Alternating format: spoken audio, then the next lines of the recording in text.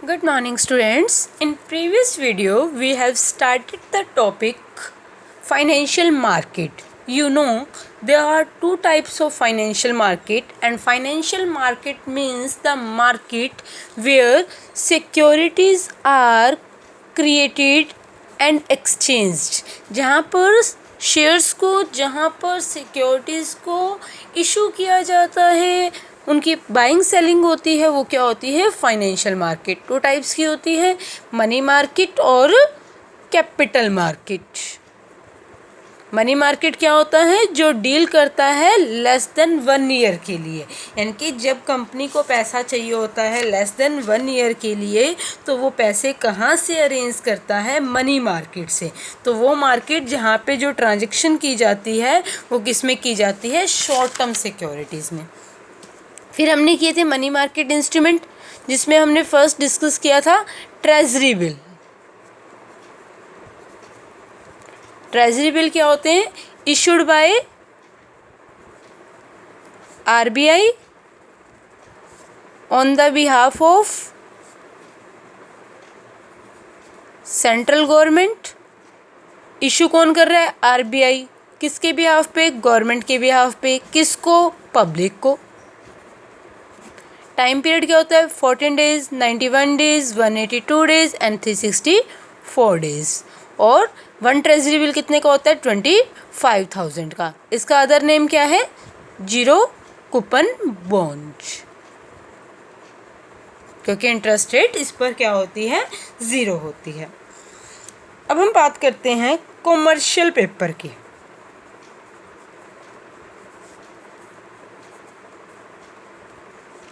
Commercial paper ये भी क्या है? एक मनी मार्केट इंस्ट्रूमेंट है। आपको लास्ट वीडियो में भी बताया था कि ये होते सिर्फ क्या है? एक डॉक्यूमेंट्स होते हैं, एक पेपर होते हैं। जिस तरह ट्रेजरी बिल होता है लेस देन 1 ईयर के लिए, इसी तरह जो कॉमर्शियल पेपर होता है ये भी किस लिए होता है? लेस देन 1 ईयर के लिए। अब क्या होता है? रेप्यूटेड कंपनीज जो होती हैं,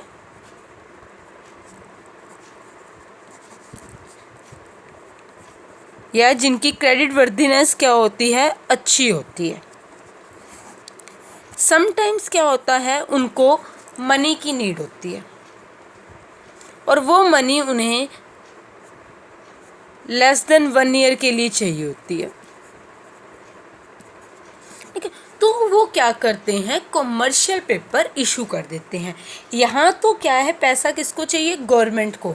कॉमर्शियल पेपर कौन इशू कर रहा है? कंपनी इशू कर रही है। कंपनी को पैसा चाहिए लेस देन 1 ईयर के लिए। अब ये देखो, कंपनी ने इक्विटी शेयर इशू करने हैं, ठीक है, और इक्विटी शेयर जो होते हैं वो 1 ईयर के लिए नहीं होते। आपको ये पता है कि एक company without equity share capital establish नहीं हो सकती, और जो इक्विटी शेयर का पैसा होता है वो लाइफ टाइम में कभी भी वापस नहीं किया जाता। अब लाइफ टाइम में हो गया, ऑब्वियस है, लेस देन 1 ईयर तो नहीं हुआ ना, तो ये मनी मार्केट इंस्ट्रूमेंट तो नहीं हुआ, तो ये कैपिटल मार्केट में आ जाता है। ठीक है, अब इक्विटी शेयर इशू करने के लिए आपको स्टार्टिंग में कुछ एक्सपेंसेस करने पड़ते हैं, लाइक प्रोस्पेक्टस इशू करना हो गया, एजेंट का कमीशन हो गया, स्टेशनरी के एक्सपेंसेस हो गए। तो क्या होता है? शेयर इशू करने से पहले कुछ हमें एक्सपेंसेस करने पड़ते हैं, जिसे हम बोलते हैं क्या? Flotation cost. ठीक है, अब हम ये चाहते हैं, मतलब कंपनी को पैसे चाहिए, कंपनी इक्विटी शेयर इशू करना चाहती है। इक्विटी शेयर इशू करने के लिए कंपनी के पास फ्लोटेशन कॉस्ट बियर करने के लिए पैसे नहीं है। मतलब प्रोस्पेक्टस इशू करने के लिए जो भी स्टार्टिंग में एक्सपेंसेस होते हैं वो बियर करने के लिए मनी नहीं है, तो कंपनी क्या करती है? कॉमर्शियल पेपर इशू कर लेती है, क्योंकि कॉमर्शियल पेपर एक कंपनी की वर्किंग कैपिटल नीड को पूरा करता है, फ्लोटेशन कॉस्ट को पूरा करता है। यानी कि फ्लोटेशन कॉस्ट और वर्किंग कैपिटल नीड के लिए कौन सा इंस्ट्रूमेंट यूज़ किया जाता है? Commercial paper. कौन सा? Commercial paper. जैसे हमने कहा कि इसकी फेस वैल्यू कितनी है? 25,000। इसी तरह जो कॉमर्शियल पेपर होता है उसके जो फेस वैल्यू होती है मिनिमम वो होती है 5 लाख। कितनी होती है? 5 लाख। और जो मेच्योरिटी पीरियड होता है इसमें क्या है? 14, 91, 182, 364। इसका जो मेच्योरिटी पीरियड होता है वो होता है 15 डेज से लेकर 12 मंथ्स तक, क्योंकि क्या है? अप टू 1 ईयर है, मनी मार्केट इंस्ट्रूमेंट है, तो इसका जो टाइम पीरियड होगा वो क्या होगा? 15 दिन से लेकर 12 महीने तक। ठीक है, ये जो होते हैं ये क्या होते हैं? मोस्टली तो डिस्काउंट पर इशू किए जाते हैं। जैसे ट्रेजरी बिल होता है वो तो हमेशा किए जाते हैं, बट ये यूजली किए जाते हैं, बट कई बार इंटरेस्ट ऑफ जो रेट ऑफ इंटरेस्ट है वो भी डिसाइडेड होती है, कई बार ये इंटरेस्ट पर भी इशू किए जाते हैं। ओके, आया समझ? क्या बताया? कॉमर्शियल बिल है, कौन इशू करता है? जो रेप्यूटेड कंपनीज होती हैं वो अपनी शॉर्ट टर्म नीड्स को, सीजनल और वर्किंग कैपिटल नीड को पूरा करने के लिए क्या करती हैं? कॉमर्शियल पेपर इशू करती हैं। Like company equity share issue करना चाहती है, इक्विटी शेयर इशू करने के लिए उसे फ्लोटेशन कॉस्ट बियर करनी पड़ेगी, तो कंपनी क्या करती है? फ्लोटेशन कॉस्ट बियर करने के लिए जो भी कॉस्ट आएगी, जो भी खर्चा है, उसको कहाँ से ले लेती है? कॉमर्शियल पेपर इशू करके। टाइम पीरियड बता दिया 15 डेज से 12 मंथ, वैल्यू बता दी कितनी है? 5 लाख। इसका दूसरा नेम क्या है? Bridge financing.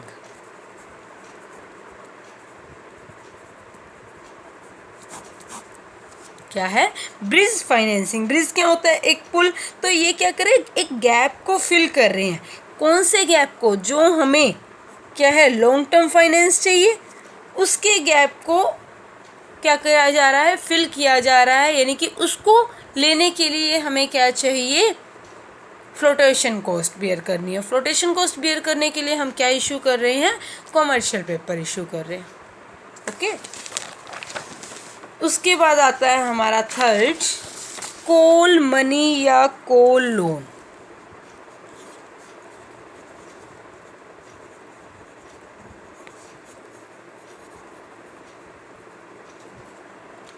अब ये देखो, ट्रेजरी बिल कौन इशू करता है? आरबीआई। किसके बिहाफ पे? सेंट्रल गवर्नमेंट के बिहाफ पे। यानी ट्रेजरी बिल में पैसा किसको चाहिए? गवर्नमेंट को। फिर हमने किया कॉमर्शियल पेपर, उसमें पैसे किसको चाहिए? कंपनी को। अब हम बात कर रहे हैं कॉल लोन, कॉल मनी। अब कई बार क्या होता है?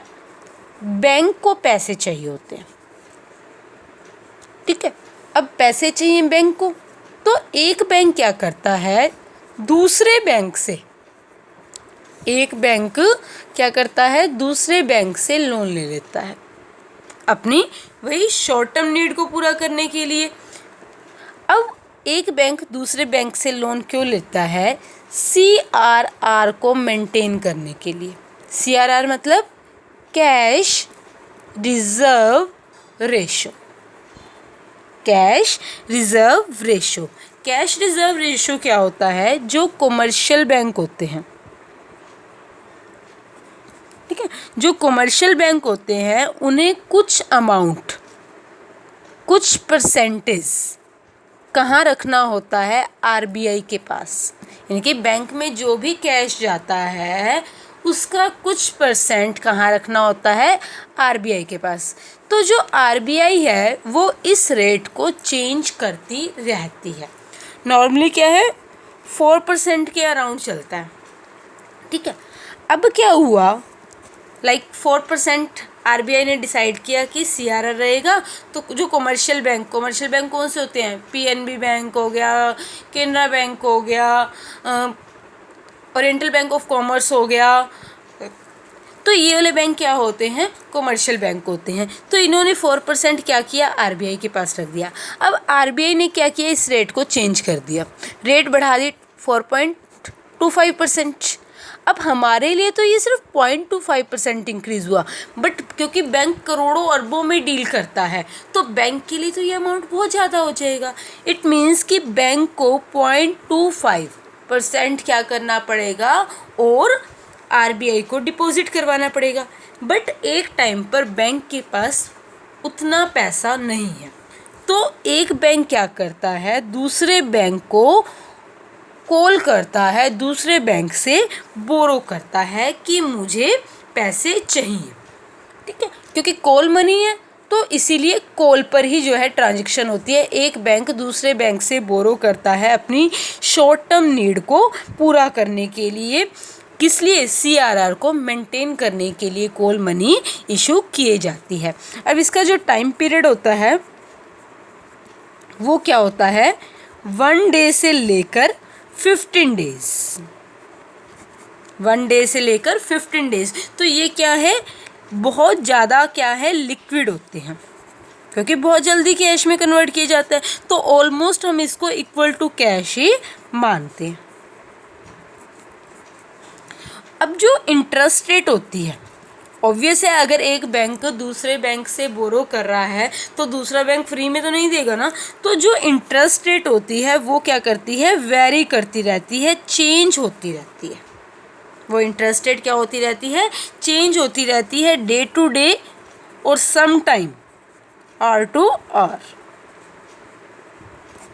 और जो इंटरेस्ट रेट होती है उसको बोला जाता है कॉल रेट। क्या बोला जाता है, कॉल रेट। इंपॉर्टेंट है ये। ठीक है, हमने क्या कहा कि जो इंटरेस्ट रेट है वो चेंज होती रहती है। जैसे क्या है, ए बैंक ने बी बैंक को कॉल किया कि मुझे लोन चाहिए और कॉल लोन चाहिए। ठीक है, तो बी ने बोला कि जो इंटरेस्ट रेट है वो है 10%। ठीक है, ए ने क्या किया, दूसरे बैंक को, किसी और बैंक को कॉल किया, सी को, उसने बोला इंटरेस्ट रेट क्या है, 11%। 1 घंटे बाद, 2 घंटे बाद ए ने वापस बी को कॉल किया कि उसे लगा कि यहाँ तो 11% है, वहाँ 10% है, मैं वहाँ से ले लूँ। ए ने बी को कॉल किया, बी ने क्या किया, इंटरेस्ट रेट चेंज कर दी। तो क्या होता है, इंटरेस्ट रेट उसने बोल दिया 12%। तो इंटरेस्ट रेट क्या होती है, बार बार चेंज होती रहती है। ओके, क्या बताया, कॉल मनी, कॉल लोन। एक बैंक को जब पैसे चाहिए होते हैं, ये एक ऐसा डॉक्यूमेंट है जिसके अंदर क्या है, पेमेंट शॉर्ट नोटिस पर की जाती है, बोरोवर भी और लैंडर भी। मतलब आज बैंक ने बोरो कर लिए, ए ले रहा है तो ए बोरोवर बन गया, बी दे रहा है तो बी लेंडर बन गया। इसने इसको कॉल की, इसने साथ के साथ पेमेंट कर दी, इसने इसको कॉल की, ये भी वापस साथ के साथ पेमेंट कर देगा। तो सीआरआर को मेंटेन करने के लिए कॉल लोन इशू किए जाते हैं।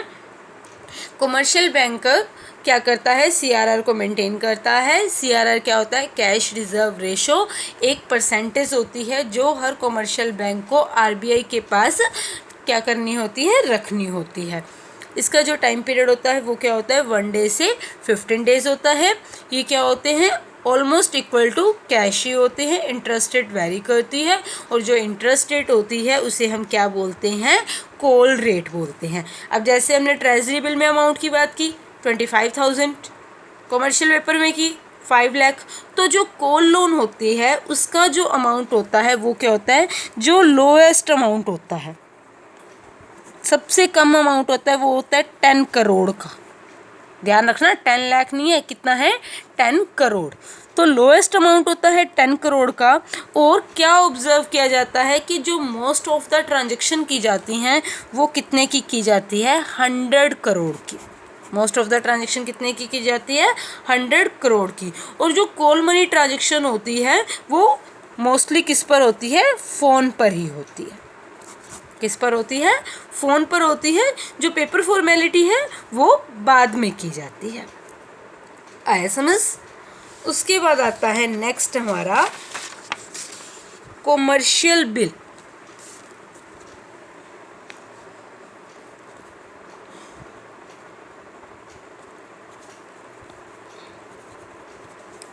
ये देखो, आप लोगों ने बिल ऑफ एक्सचेंज सुन रखा।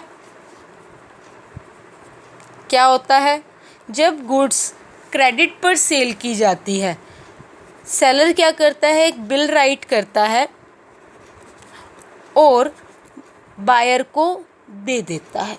बायर क्या करता है, उस बिल के ऊपर साइन करता है। इट मीन्स कि उस बिल को क्या कर रहा है, एक्सेप्ट कर रहा है। ठीक है, बिल ऑफ एक्सचेंज आपको पता है क्या होता है, क्रेडिट सेल के टाइम पर सेलर क्या करता है, ड्रॉ करता है बिल को, लिखता है और बायर को हैंड ओवर करता है। बायर क्या करता है, उस पर साइन कर देता है। उस बिल पर क्या लिखा होता है, ड्यू डेट लिखी होती है कि कब जो बायर है वो सेलर की पेमेंट करेगा। तो जब सेलर ने बायर को बिल दिया और बायर ने उस बिल को एक्सेप्ट कर लिया तो वो बिल बन जाता है ट्रेड बिल। क्या बन जाता है, ट्रेड बिल। जब बिल ऑफ एक्सचेंज को सेलर बायर को देता है और बायर उस पर साइन कर देता है, इसका मतलब बायर ने उस बिल को क्या किया, एक्सेप्ट कर लिया, तो वो बिल क्या बन जाता है, ट्रेड बिल बन जाता है। अब आपको ये पता है कि मान लो क्या है, बिल लिखा गया 3 मंथ्स के लिए, तो जो पेमेंट की जाएगी आफ्टर 3 मंथ्स की जाएगी। बट सेलर को क्या है, पैसे चाहिए पहले, तो वो क्या करता है, उस बिल को डिस्काउंट करवा लेता है। कहाँ से, बैंक से। सेलर को ड्यू डेट से पहले, मैच्योरिटी डेट से पहले अमाउंट चाहिए, तो वो क्या करता है, उस बिल को बैंक से डिस्काउंट करवा लेता है। मतलब क्या करेगा, बैंक को वो बिल दे देगा और बैंक क्या करेगा, उसे पहले पेमेंट दे देगा, बदले में कुछ कमीशन वगैरह चार्ज कर लेता है या कुछ अमाउंट डिडक्ट करके उसको पेमेंट कर देगा। अब ज़रूरी तो नहीं है ना कि बैंक हर बार ही एक्सेप्ट करे, बैंक पहले रेपुटेशन भी तो देखेगा ना, उसके बाद ही एक्सेप्ट करेगा। तो अगर बैंक उस बिल को एक्सेप्ट कर लेता है तब वो बिल क्या कहलाता है, कॉमर्शियल बिल कहलाता है। जब बायर ने एक्सेप्ट किया, बायर ने उस पर साइन किए, तो वो बिल कौन सा होता है, ट्रेड बिल। और जब कॉमर्शियल बैंक उसको एक्सेप्ट कर लेगा, बैंक उसको एक्सेप्ट कर लेगा, तो वो क्या बन जाता है, कॉमर्शियल बिल। अब क्या है, ये शॉर्ट टर्म इंस्ट्रूमेंट है, क्योंकि ये एक मनी मार्केट इंस्ट्रूमेंट है जो कि लेस देन 1 ईयर के लिए। तो ये इशू किया जाता है 90 डेज़ के लिए, इशू किया जाता है 90 डेज़ के लिए। आया समझ, सिंपल सा है। बिल ऑफ एक्सचेंज कब लिखा जाता है, क्रेडिट सेल के टाइम पर, जिसमें सेलर बिल राइट करता है, बायर उसको एक्सेप्ट करता है कि आफ्टर 2 मंथ्स, आफ्टर 3 मंथ्स मैं आपको आपकी पेमेंट कर दूंगा। बायर ने बिल एक्सेप्ट कर लिया तो वो ट्रेड बिल बन गया। सेलर को पेमेंट पहले चाहिए, सेलर बैंक के पास जाता है, वो बिल देता है, उस बिल को डिस्काउंट करवाता है। अगर बैंक उस बिल को एक्सेप्ट कर लेता है तो वो क्या बन जाता है, कॉमर्शियल बिल बन जाता है। ध्यान रखना, कॉमर्शियल पेपर है या फिर कॉमर्शियल बिल। कॉमर्शियल पेपर कौन इशू कर रहा है, कंपनी इशू कर रही है अपनी short term need, seasonal capital, working capital, flotation cost को बियर करने के लिए। और कॉमर्शियल बिल कौन इशू कर रहा है, सेलर दे रहा है बिल किसको, बायर को, बायर एक्सेप्ट कर रहा है तो वो ट्रेड बिल, सेलर उस बिल को डिस्काउंट करवाना चाहता है तो वो बैंक को दे रहा है। जब बैंक उस बिल को एक्सेप्ट कर लेता है तो वो क्या बन जाता है, कॉमर्शियल बिल बन जाता है। आया समझ। उसके बाद लास्ट हमारा 5th आता है सर्टिफिकेट ऑफ डिपॉजिट। ठीक है, जैसे क्या था, ट्रेजरी बिल, पैसे चाहिए गवर्नमेंट को, कॉमर्शियल पेपर, पैसे चाहिए कंपनी को, कॉल लोन, पैसे चाहिए बैंक को, कॉमर्शियल बिल, पैसे किसको चाहिए, सेलर को। अब बात करते हैं सर्टिफिकेट ऑफ डिपॉजिट। यहाँ भी पैसे किसको चाहिए होते हैं, बैंक को। ठीक है, अब क्या था, कॉल लोन में भी पैसे किसको चाहिए थे, बैंक को, बट वहाँ पर बैंक किससे बोरो कर रहा था, दूसरे बैंक से। सर्टिफिकेट ऑफ डिपॉजिट, पैसे चाहिए बैंक को। अब क्या है, बैंक को जब पैसे चाहिए तो बैंक बोरो किससे करता है, इंडिविजुअल से, मतलब पब्लिक से, किसी ना किसी कंपनी से। बैंक बोरो कर रहा है इंडिविजुअल से, कंपनी से। इट मीन्स बैंक क्या करेगा, इशू करेगा सर्टिफिकेट ऑफ डिपॉजिट और ये क्या करेंगे, मनी देंगे। ठीक है, अब जो सर्टिफिकेट ऑफ डिपॉजिट है, क्या बताया, इशू किए जाते हैं किसको, इंडिविजुअल को, कंपनीज को। अब सर्टिफिकेट ऑफ डिपॉजिट है, इसकी जो फेस वैल्यू होती है मिनिमम होती है 5 लाख। भैया बैंक को पैसे चाहिए, वो कॉल लोन इशू ना करके, क्योंकि उसको जो है पैसे चाहिए 15 डेज से ज़्यादा के लिए। क्योंकि उसका टाइम पीरियड क्या था, 1 डे से 15 डेज। अब पैसे चाहिए ज़्यादा टाइम के लिए लेकिन लेस देन 1 ईयर के लिए, तो वो क्या करता है, सर्टिफिकेट ऑफ डिपॉजिट इशू कर देता है। मिनिमम वैल्यू 5 लाख, लेकिन एक इन्वेस्टर को परचेज करने होते हैं 25 लाख के। फेस वैल्यू है 5 लाख के, लेकिन 25 लाख का मिनिमम अमाउंट है, आपको इशू करना ही करना पड़ेगा। यानी कि एक इन्वेस्टर को मिनिमम 25 लाख के सर्टिफिकेट ऑफ डिपॉजिट लेने होते हैं। अब इसका जो टाइम पीरियड है वो होता है 91 डेज से लेकर 1 ईयर तक। टाइम पीरियड क्या हो गया, 91 डेज से लेकर 1 ईयर तक ये इशू किए जाएंगे डिस्काउंट पे। बट क्या होता है, ये क्या होते हैं, नेगोशिएबल होते हैं। नेगोशिएबल का मतलब क्या है, आफ्टर 45 डेज आप इसको ट्रांसफ़र कर सकते हो। आफ्टर 45 डेज आप इसको ट्रांसफ़र कर सकते हो। जैसे क्या है, बैंक ने ए से पैसे लिए, ठीक है, यानी कि 91 डेज से 1 ईयर के लिए हो गया। अब ए को पैसे चाहिए पहले, इट मीन्स बैंक ने इसको क्या किया, सर्टिफिकेट ऑफ डिपॉजिट दे दिए और इसने क्या किया, बैंक को पैसे दे दिए। अब इसके पास क्या डॉक्यूमेंट है, बट इसको पैसे चाहिए। अब ए ने क्या किया, उस सर्टिफिकेट ऑफ डिपॉजिट को किसी और को दे दिया, बी को दे दिया, बट वो देगा तो आफ्टर 45 डेज देगा, पहले नहीं। यानी कि अब बी इसको पेमेंट कर देगा और सर्टिफिकेट ऑफ डिपॉजिट किसके हो जाएंगे, बी के हो जाएंगे। तो इसलिए कहते हैं कि नेगोशिएबल है, इजीली ट्रांसफरेबल है। आया समझ? तो ये थे money market instrument 5M, treasury bill, commercial paper, call loan, certificate of deposit and commercial bill. I hope आप लोगों को अच्छे से समझ आ गया होगा। ये मोस्ट इम्पॉर्टेंट टॉपिक है। अब रह गया कैपिटल मार्केट, जो कि हम अपनी नेक्स्ट वीडियो में डिस्कस करेंगे। Thank you, have a nice day.